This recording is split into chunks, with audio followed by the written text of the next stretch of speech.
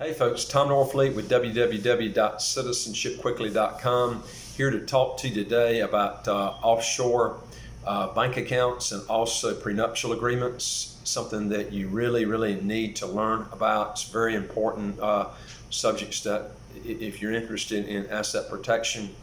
The big question is, why should you have an offshore bank account? Are they legal? How does this relate to having a prenuptial agreement? Well, first of all, what's the best way to protect your assets from getting seized by the IRS, your ex-wife, or some greedy lawyer that wants a percentage of your assets? The answer is an offshore bank account. If you look at the top 10 safest countries in the world to bank in, the USA is not even in the top 10 list. How good really is the FDIC, the Federal Deposit Insurance Corporation, when just one bank in reality in the USA could actually bankrupt the FDIC? The FDIC is supposed to insure up to $250,000 US per account holder if a bank goes bankrupt, but the reality is this is not the case. As of June the 30th, 2011, the FDIC Deposit Insurance Fund had a balance of only $3.9 billion US to provide loss protection of $6.54 trillion of insured assets. The problem with this is this means that every $10,000 in deposits was protected by only $6 US in reserves. The FDIC has closed hundreds of banks since 2008, so the USA is not a safe place to bank. If the FDIC reserves dry up, the taxpayers either have to kick in the funds by taxpayers, but then this can cause a run on the banks and also a Great Depression. So is your money really safe in a bank in the USA or any other country that does not require a high level of liquid reserves for depositors? Private offshore banking started as early as the 1600s, and yes, it is 100% legal as long as you comply with reporting requirements in the country where you're living, or if you are a U.S. citizen, the laws of the USA, even if you do not live in the USA, since the USA taxes its citizens and its residents on their worldwide income. U.S. green card holders are still responsible for reporting their worldwide income. Even if they have left the USA, if green card holders have not legally been terminated and if tax forms are not filed. This is a statute of limitation where the US IRS can go after you for back taxes, penalties, and interest. Why would someone want an offshore bank account to begin with? Well, when you have statistics that show where 50% of marriages end in divorce, and a huge likelihood if you are a high net worth individual that your chances of getting sued sometime in your life are pretty high and through the roof if you live in the USA, this would be great reasons to have an offshore bank account. I've seen many people go broke for not planning asset protection in advance. Just think about this for a minute. Would you invest into an investment where you knew that there was 50% chance that you would lose half your assets? Well, this is what you're doing by getting married without a prenuptial agreement and an offshore bank account combination.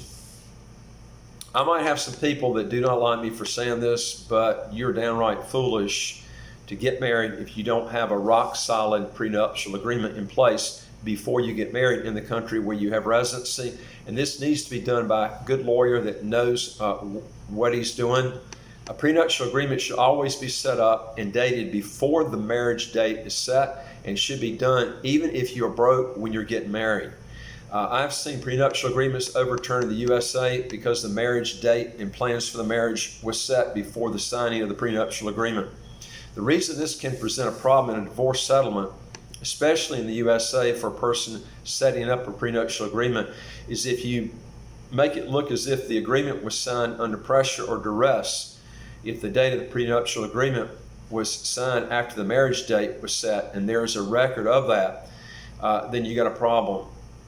You have to be really careful on this. Jeff Bezos had to borrow money from his father to start Amazon.com. This is how financially he was at that time. He started this business in his garage, and when his marriage split up, a good portion of his assets went to his spouse because he didn't do any sort of prenuptial planning in advance. Even a good prenuptial agreement a lot of times will not be good enough.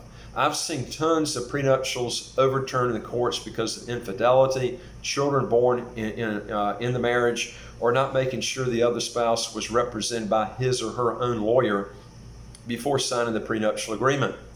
Prenuptials do not work if you put assets in a joint bank account or joint brokerage account with your spouse, because those assets are owned by the two of you now.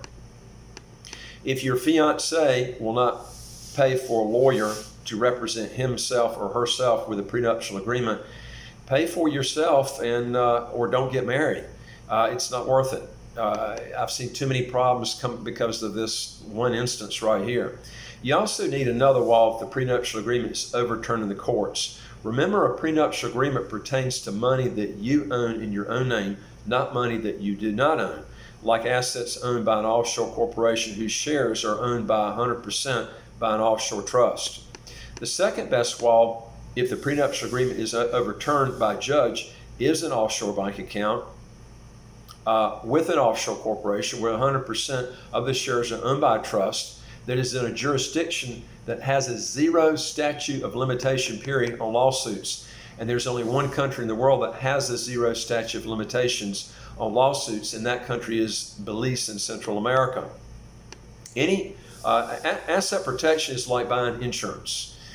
You need asset protection before you have a problem, and not when you have the problem, because doing so when you have the problem is called fraudulent conveyance. You should be putting a lot of money. You shouldn't be putting a lot of money in Belize banks. So there's a difference between having a Belize bank and having a Belize bank account, or having a Belize trust. They're totally two different things.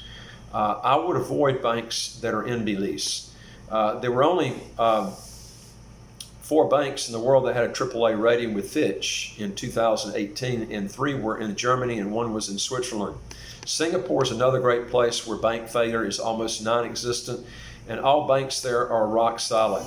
The regulatory or authority, or MAS, which is the Monetary Authority of Singapore, is very strict on their banks in Singapore. MAS will find the banks for almost anything, so a strong rein is kept on these banks.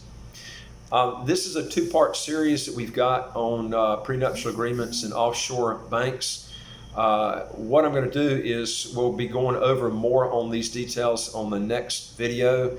If you got a comment, just shoot it, or a question, just shoot it to us. We'll do what we can to answer that. And also, if you have a desire to look at more tapes, if you hit the subscription button to the right of your screen, just hit that and you'll get new videos as they come out. Look forward to talking to you on the next video. Take care. Bye.